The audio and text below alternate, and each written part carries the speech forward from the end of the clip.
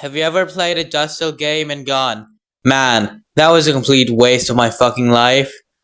Are there any good Dusttales out there? Well, believe it or not, the tree that grows rotting apples can blossom a few good apples. Enter Dusttale I Miss You, an actually well-written and less edgy version of the popular alternate universe of Undertale, Dusttale. First off, what is a Dusttale? It's basically a run where Sans murders a lot of monsters to defeat you. It sounds really over the top, and you'd be right, because it is. Yet some executions, and even the original concept, manage to not be completely edgy and retain what makes Sans an interesting character. Before going over anything else, I should note that this game is a demo, so this is all subject to change in the full release, which I'll definitely make a video on, subscribe to see that. Anyways, I'm going to go over the story of this demo first, as it's pretty straightforward, yet effective enough to get players intrigued.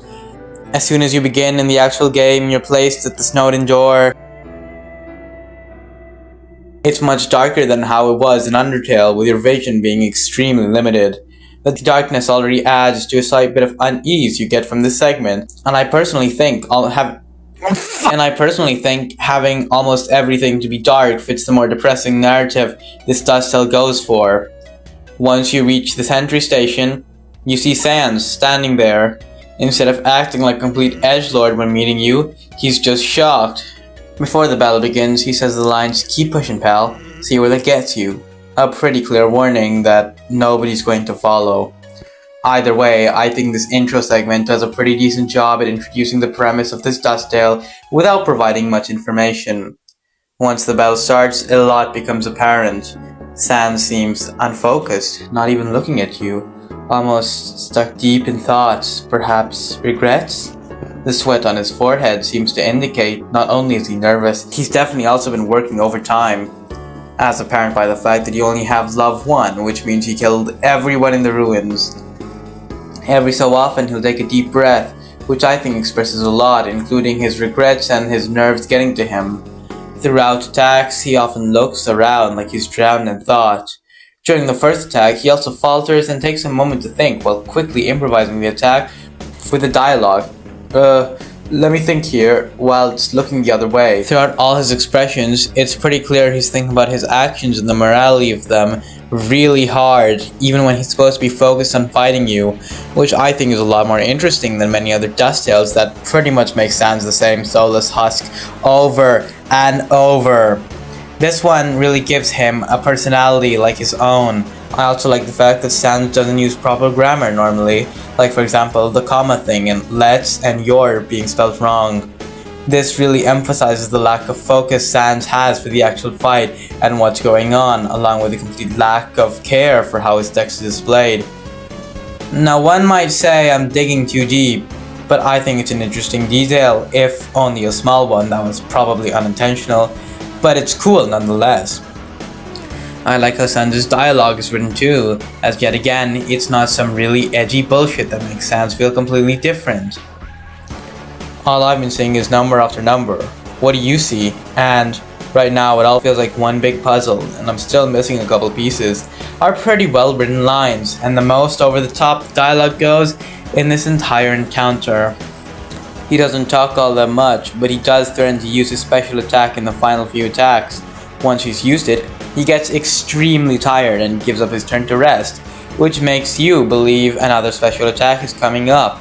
But instead, he decides that all this bullshit is just pointless and there isn't even point to fighting you yet, before strolling his way out of the battle in a comedic way, showing how he's still the same Sans, just in a terrible crisis. This one fight is pretty good narrative-wise, as I think it displays Sans' character quite well, whilst making a realistic scenario where Sans does the unthinkable. But a story isn't all there is to a video game, so I'd like to quickly go over the atmosphere and also the gameplay of the battle, starting with the atmosphere. Let me get this out of the way first. I love the atmosphere, and there's a few core factors that make it work. The first being the music. As soon as you're in the battle, you're greeted by a somber sounding song that makes Sans' emotions so much more transparent. It's melancholy and has such a depressing and hopeless vibe, and not to mention, it's a complete banger. It's actually a complete remix of the song called Grinch's Ultimatum, which, funnily enough, comes from a shitpost about the Grinch. And whilst you can't hear it in game since the demo isn't being updated, because it's like from 2 years ago, it does wonders and makes me believe the atmosphere will get even more depressing. I'll play a clip here.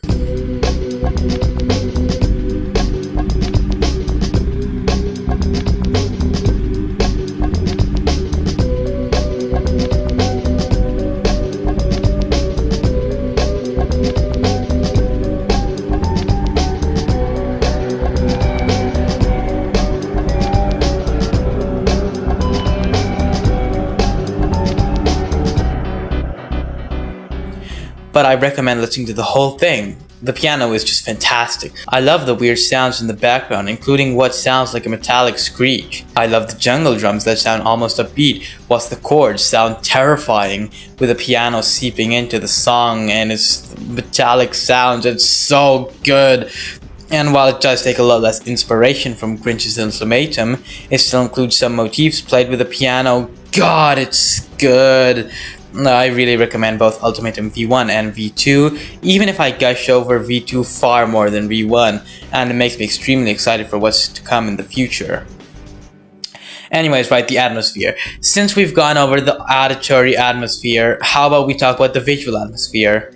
We already talked about Santa's expression and realistic actions, so I'd like to take a look at the background. It's a dark blue version of the Snowdon trees, and I think the darker color tone works wonders. Since it's meant to be depressing, the snow falling could almost signify the dust of those who have fallen. Or maybe I'm digging too deep again, but either way, I like the background and how it's presented. I do wish there was a vignette though. I think it could have made everything feel a lot less bright and, helped with the depressing atmosphere of this game. Either way, the atmosphere of the battle is pretty well done and I enjoy the direction it takes.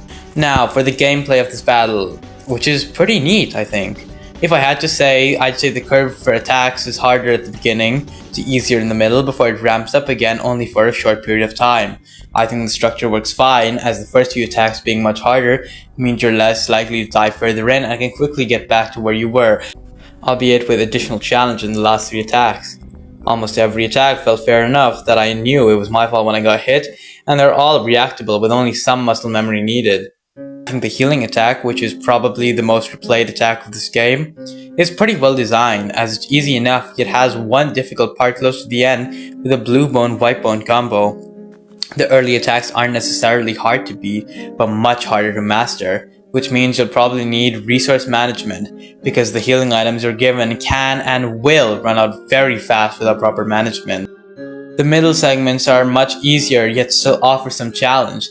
I especially like the happy break time or whatever it's called, as it's a contrast to how depressing everything really is, even if it's a filler attack with nothing happening inside of it. This probably should have been the atmosphere section, but I'm too lazy to change it and all of this is improvised. Anyways, the last few attacks require a lot more reaction time usage than anything else. However, they're fair enough and quite fun, and it really does feel satisfying when you do them properly, even if they aren't that hard in the first place. And one I dislike is having to get between those bones. Fuck that part in specific. Special attack isn't that hard either, but hard enough to get you at least a little low, which I'm sure would make a lot of people slightly nervous, if not more so. The gameplay overall is well-rounded and a fun experience, which did take me 40 minutes to beat, but I don't play Undertale all that much anyways, and 40 minutes isn't even that bad. Some games take hours to beat, and some games don't listen to criticism about that. This is a jab at Undertale Last Breath Renewed because they didn't listen to criticism and their game turned out like shit, and the creator hates me, I think, because we had an argument about constructive criticism. This is your fault. This is a middle finger to your game. Anyways, the whole demo is a neatly made package which offers a lot for what it's worth in terms of writing, atmosphere, and gameplay, and I would recommend it. As for the rest of the game, it's not out yet, but I'd love to cover it once it comes out. For now, all we have are some gameplay teasers and music, which all look great, in my opinion. I'm quite excited to see what's going to come for this game, and maybe I'll make a follow-up video checking out the content we do have at the moment, just for the fun of it, But do know I'll definitely be making a video on the full game. you should subscribe for that if you're interested. And other Undertale content, I'll make that too. FNAF content, I don't know, man. Either way, I suppose if you like an apple that's not stuffed with cyanide, this is the game for you. This was Trinex. I talk about games I like. Have a good day.